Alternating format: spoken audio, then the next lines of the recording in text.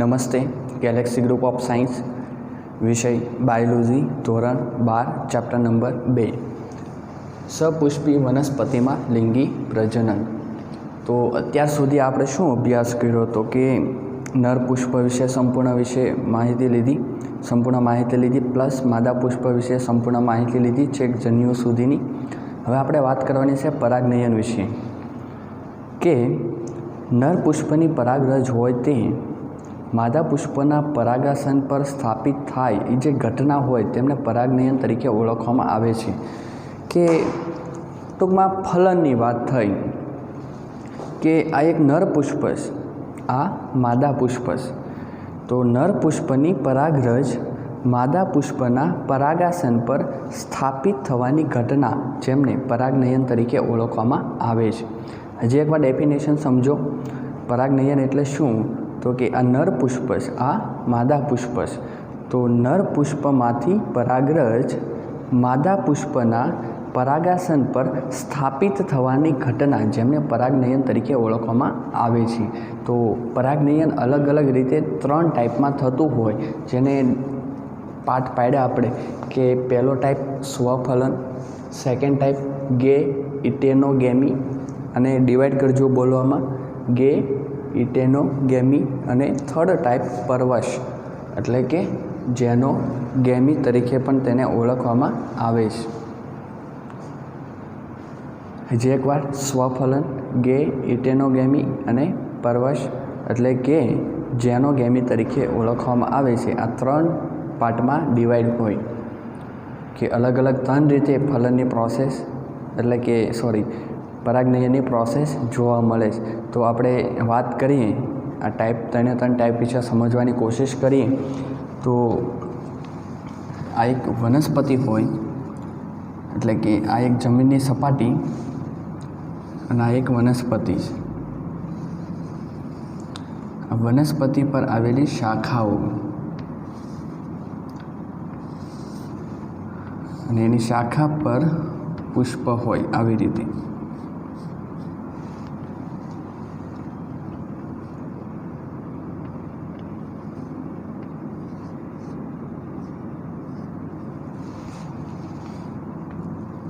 ए ज रीते अहींया पण पुष्प होय।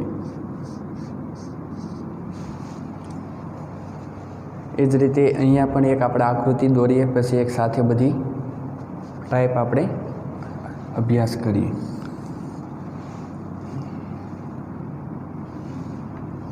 अहींया पण एक वनस्पति दोरीए तेनी पर आवेली शाखाओ तेनी उपर उद्भवेल पुष्प।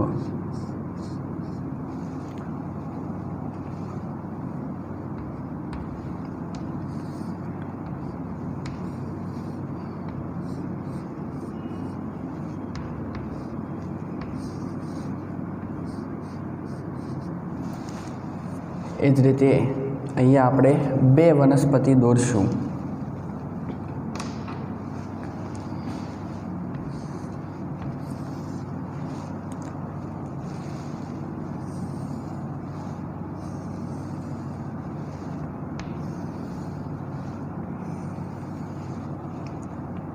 આવી રીતે એની શાખાઓ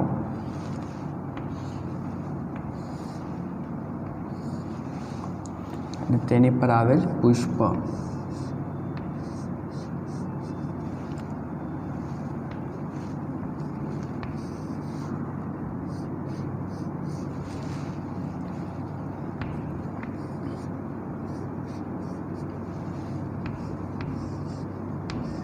तो हवे एक एक टाइप विषे आपणे अभ्यास करीए।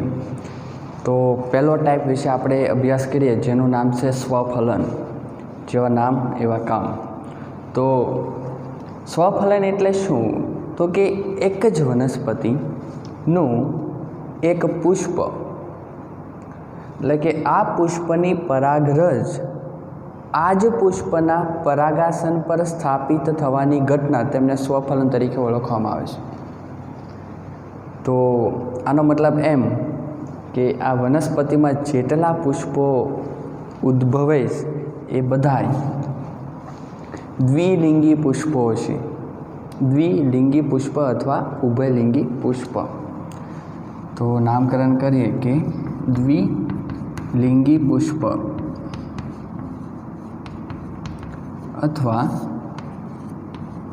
उभयलिंगी पुष्प एटले शुं? तो कि एक ज पुष्पनी अंदर पुंकेसर अने स्त्री केसर बंने आवेला होय, एटले के नर अने मादा पुष्प बंने एक ज पुष्पमां छे अंगो। एटले के कहेवानो मतलब शुं थयो? तो कि आ जे वनस्पति छे एनी अंदर एवा पुष्प उद्भवे कि जेनी अंदर एक ज पुष्पनी अंदर पुंकेसर अने स्त्री केसर बंने आवेला होय। तो स्वफलन कई रीते थाय?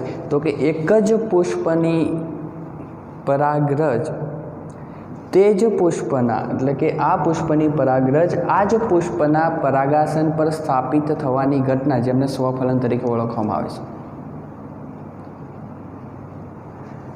बीजो टाइप गैएटेनोगेमी। तो आमां नर अने मादा पुष्प अलग अलग हशे। तो हूँ एक आ जे पुष्प छे आ पुष्प तेमनुं नामकरण करूँ छूं मादा पुष्प। मादा पुष्प જ્યારે અહીંયા પુષ્પ છે તેમને હું નામકરણ આપું છું નર પુષ્પ।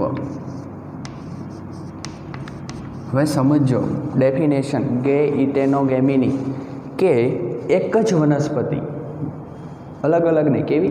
એક જ વનસ્પતિના નર પુષ્પની પરાગરજ તે જ વનસ્પતિના માદા પુષ્પના પરાગાસન પર સ્થાપિત થવાની ઘટના। અહીંયા શું હતું स्वफलનમાં? तो कि एक ज पुष्पनी परागरज ते ज पुष्पना परागासन पर स्थापित थती हती। ज्यारे गैएटेनोगेमीमां नर अने मादा पुष्प अलग अलग छे, स्वतंत्र छे, परंतु वनस्पति एक ज छे। एटले शुं? तो कि एक वनस्पति तेना नर पुष्पनी परागरज ते ज वनस्पतिना मादा पुष्प होय तेना परागासन पर स्थापित थवानी घटना जेने गैएटेनोगेमी तरीके ओळखवामां आवे छे। तो आनो मतलब शुं थयो? तो कि आ वनस्पति हती तो तेमां पुष्प हतुं ए द्विलिंगी हतुं, ज्यारे आ वनस्पतिनी अंदर नर पुष्प अने मादा पुष्प बंने जोवा मळे छे। बीजा एनी खासियत विषे तमने वात करूं। आवी जे वनस्पति होय तेमां नर पुष्प होय ए उपરના विस्तारमां खिलता होय, ज्यारे मादा पुष्प होय ए वनस्पतिना नीचेना विस्तारमां खिले छे। जेना मददथी शुं थाय? तो कि उपરની तरफ जे नर पुष्प होय तेमनी परागाशय होय तेमनुं स्फोटन थाय अने परागरज मुक्त थाय ए हमेशा नीचे ज पड़वानी छे। એટલે નીચેની તરફ જે માદા પુષ્પ હોય તેના પરાગાસન પર એ સરળતાથી સ્થાપિત થઈ શકે છે। ત્રીજા ટાઈપ વિશે આપણે વાત કરીએ પરવેશ એટલે કે જેનોગેમી વિશે। तो अहींया वनस्पति अलग अलग है कि अहींया एक वनस्पति दोरी है कि तेनी अंदर मात्र ने मात्र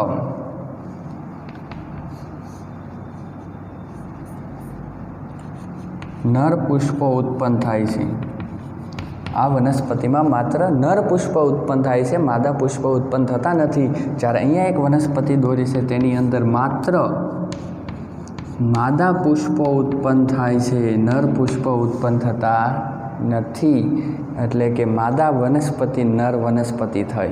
तो परवेश एटले के जेनोगेमी डेफिनेशन समझिए कि एक वनस्पति पर आवेला नर पुष्पनी परागरज अन्य वनस्पतिना मादा पुष्प पर आवेला परागासन पर स्थापित थवानी घटना जेने परवेश एटले के जेनोगेमी तरीके ओळखवामां आवे छे। हवे त्रणेयनी डेफिनेशन एक बार समझावुं। स्वफलन एटले के एक ज पुष्पनी परागरज ते ज पुष्पना परागासन पर स्थापित थवानी घटना जेने स्वफलन कहेवाय।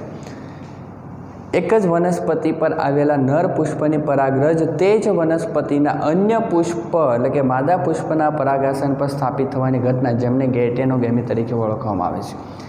ज्यारे जेनोगेमी एटले शुं? तो कि एक वनस्पतिना पुष्पनी परागरज अन्य वनस्पतिना पुष्पना परागासन पर स्थापित थवानी घटना। तो આવી રીતે એને ત્રણ ટાઈપમાં ડિવાઈડ કરવામાં આવ્યું છે। હજી થોડીક આપણે વાત કરીએ અમુક વનસ્પતિમાં કઈ રીતે ફલન જોવા મળે છે, ખાસ કરીને સ્વફલન, તો એના વિશે આપણે થોડીક વાત કરીએ।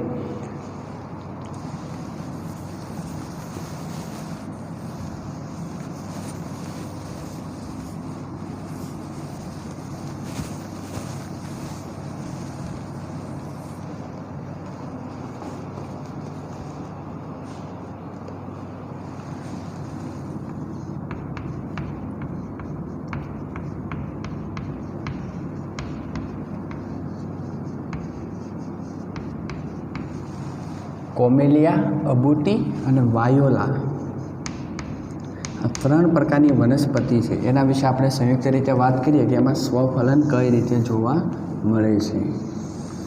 તો આ જે વનસ્પતિ હોય તેની ખાસિયત હોય, તો એક વનસ્પતિ આપણે અહીંયા દોરવાની કોશિશ કરીએ તો આ જમીનની સપાટી થઈ તો તેની ઉપર આવી રીતે એનું મેઇન પ્રકાંડ જોવા મળશે.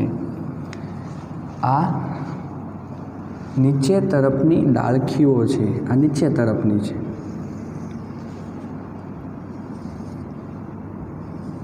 જ્યારે ઉપરની તરફની જે ડાળખી હોય તેમને અહીંયા અલગ રંગથી પ્રેઝન્ટ કરીએ. આ ઉપરની તરફની છે. તો ઉપરની તરફ જે ડાળખી હોય ત્યાં પુષ્પ જોવા મળે છે.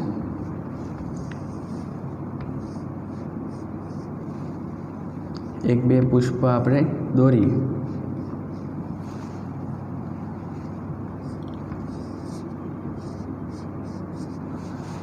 આ પુષ્પ ક્યાં છે? ઉપરની ડાળખી તરફ. જ્યારે નીચેની જે ડાળખીઓ હોય ત્યાં પણ એક પુષ્પ જોવા મળે છે. તો એ પુષ્પ હોય એ આવી રીતે હોય. જો વનસ્પતિ એક જ છે પણ 2 પ્રકારના પુષ્પ તમને જોવા મળે છે.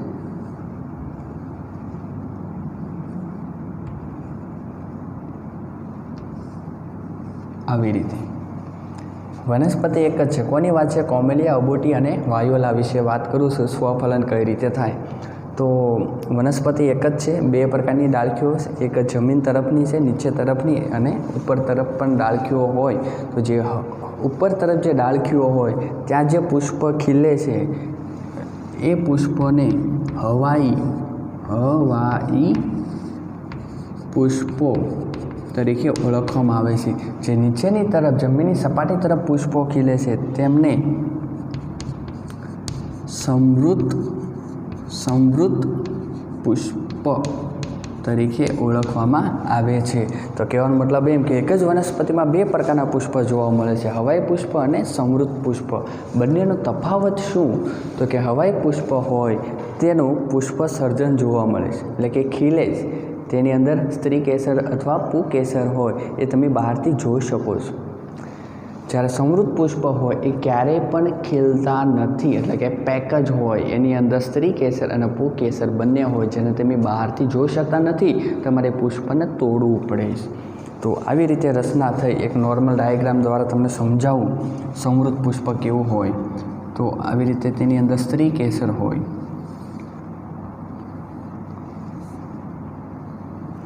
પ્લસ તેની અંદર પ્રેઝન્ટ પુકેસર પણ હોય.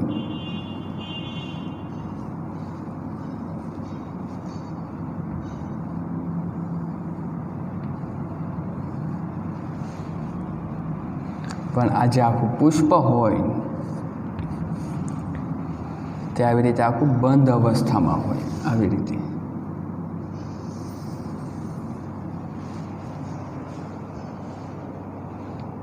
એના પુકેસર અને સ્ત્રી કેસર ખુલ્લા વિસ્તારમાં તમે જોઈ નહીં શકો. એટલે કે ફૂલ હોય, પુષ્પ એ ખીલતું નથી. કયા પુષ્પ? જે નીચેની તરફ સમૃદ્ધ પુષ્પો આવેલા છે તેની વાત છે. જ્યારે ઉપરના છે એ ખીલે છે. એ આવી રીતે કોઈ બોર્ડરથી ઢંકાયેલા નથી હોતા. તો આમાં સ્વફલન કઈ રીતે થાય એના વિશે વાત કરું તો આ પરાગાસન સ્ત્રી કેસરનું, આ કોણ? તો કે પુકેસર, એનું પરાગાશય. તો આમાં જે પુષ્પ હોય સમૃદ્ધ પુષ્પ તેની અંદર સ્ત્રી કેસરનું પરાગાસનના સંપર્કમાં પુકેસરનું પરાગાશય હોય. એટલે કે બંને એકબીજાની નજીકના વિસ્તારમાં હશે અને બંને એક સાથે પરિપક્વ થાય. જેમ કે લઘુબીજાણુ ધાની જે સમયે પરિપક્વ થાય એ સમયે પરાગાસન પરાગરજને ગ્રહણશીલ એટલે કે ગ્રહણ કરવા માટે પરિપક્વ થતી હોય. તો કહેવાનો મતલબ એમ કે પરાગાશયનું સ્ફોટન થાય એટલે એમાંથી જે પરાગરજ ઉત્પન્ન થાય એ તરત જ પરાગાસન પર સ્થાપિત થાય. ક્યાં સ્થાપિત થાય? તો કે પરાગાસન પર. કારણ કે બંને એક સમયે પરિપક્વ બને છે, જેથી કરીને પ્રોસેસ હવે આગળ થશે. આમાં શું હોય? જો માની લો કે પહેલાં પુકેસરનું સ્ફોટન થઈ ગયું એટલે કે જે પરાગાશય હોય એનું સ્ફોટન થઈ ગયું, પરાગરજ પરાગાસન પર સ્થાપિત થઈ ગઈ, પરંતુ પરાગાસન હોય એ પરાગરજને ગ્રહણ કરવા માટે જે પરિપક્વ નથી થઈ, તો આગળ પ્રોસેસ નહીં થાય. તો કહેવાનો મતલબ એમ કે બંનેનો ટાઈમિંગ સરખો હોવો જોઈએ, કે પરાગરજ મુક્ત થવાનો સમય હોય એ જ દરમિયાન પરાગાસન પરાગરજને ગ્રહણ કરવા માટે એ એક્ટિવ હોવી જોઈએ, જેથી કરીને સ્વફલનની પ્રોસેસ સરળતાથી થઈ શકે. તો આ વાત હતી વાયોલા અબુટી અને કોમેલિયામાં કઈ રીતે સ્વફલન થાય. કોમેલિયા અબુટી અને વાયોલામાં આવી રીતે પ્રોસેસ આખી જોવા તમને મળશે. તો આજના ટૉપિકમાં આપણે શું ભણ્યા તો કે પરાગનયન કઈ રીતે થાય, એટલે કે પરાગનયનની ડેફિનેશન પ્લસ 3 ટાઈપ. પહેલો ટાઈપ સ્વફલન, સેકન્ડ ટાઈપ ઇટેનોગેમી અને ત્રીજો ટાઈપ પરવેશ એટલે કે જેનોગેમી. એ ફલનના ટાઈપ વિશે અભ્યાસ કર્યો. ત્યારબાદ સ્વફલન વિશે આપણે એક નોર્મલ એક્ઝામ્પલ લીધું, જેમ કે કોમેલિયા અબુટી અને વાયોલામાં કઈ રીતે આખું સ્વફલનની ઘટનાઓ જોવા મળે. જે એકવાર તમને પ્રેઝન્ટ કરું કે તેની અંદર જે નીચેની તરફ ડાળખીઓ હોય ત્યાં પુષ્પ હોય એ ક્યારેય ખીલતા નથી, તેથી તેમને સમૃદ્ધ પુષ્પ કહે છે. જ્યારે ઉપરની ડાળખીમાં પુષ્પ હોય તેમને હવાઈ પુષ્પ કહે છે, એ હંમેશા ખીલતા હોય. તો ખીલતા નથી સમૃદ્ધ પુષ્પ, તો એની અંદર કઈ રીતે પરાગનયનની પ્રોસેસ થાય એ તમને અહીંયા એક ડાયાગ્રામ દ્વારા તમને સમજાવીશ. તો કહેવાનો મતલબ એમ કે વનસ્પતિઓ હોય એમાં અલગ અલગ રીતે આવી રીતે ફલન થતું હોય. હવે તમને વાત કરું તો અમુક પરાગવાહકો વિશે થોડીક વાત કરું, બેઝિક માહિતી કે પરાગવાહકો કોને કહેવાય. પહેલી વાત, પરાગવાહકો એટલે શું? તો કે એક પુષ્પની પરાગરજ હોય એને બીજા પુષ્પની પરાગરજ પર સ્થાપિત કરવામાં જે ભાગ ભજવતો ઘટક હોય, કારક, તેમને પરાગવાહકો તરીકે ઓળખવામાં આવે. એક એક્ઝામ્પલ આપું તમને તો કે પવન એક પ્રકારના પરાગવાહકો છે જે એક સ્થાનેથી બીજા સ્થાને પરાગરજને લઈ જાય. પ્લસ અમુક પ્રકારના પ્રાણીઓ હોય, ખાસ કરીને મધમાખીની વાત કરીએ કીટકોમાં, તો એ પણ પરાગવાહકો એટલે કે પરાગનયનમાં જે મદદ કરતા હોય તેમને પરાગવાહકો તરીકે ઓળખવામાં આવે છે. આવી રીતે અલગ અલગ રીતે પરાગનયન થતું હોય તો પરાગવાહકોને 2 ટાઈપમાં ડિવાઈડ કરવામાં આવે છે, જૈવિક કારકો અને અજૈવિક કારકો.